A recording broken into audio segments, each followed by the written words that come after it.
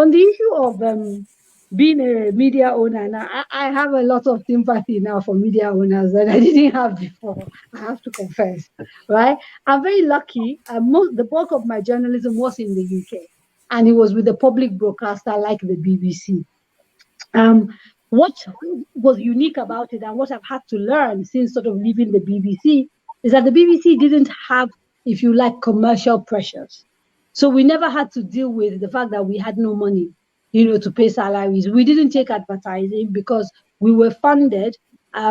When I was with the World Service, money came from the Foreign Office to fund the World Service. When I was working within the sort of domestic service of the BBC, it was the license fee.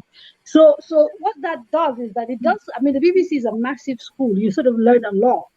What it doesn't prepare you for is coming to run a business that then requires you, while you are doing the journalism, you go and find money to pay your staff and make sure, that the drive for money does not sort of impact your editorial independence. And in a place like Nigeria, it's particularly hard.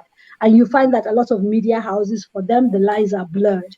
I find that these are things you learn from experience.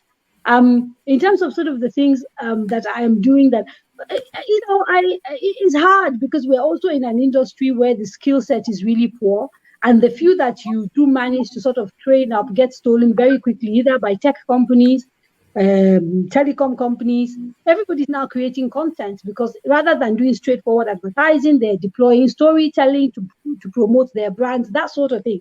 So the skills required are very similar. So tech companies will offer 3-4 times what you're paying. The same thing with telecoms.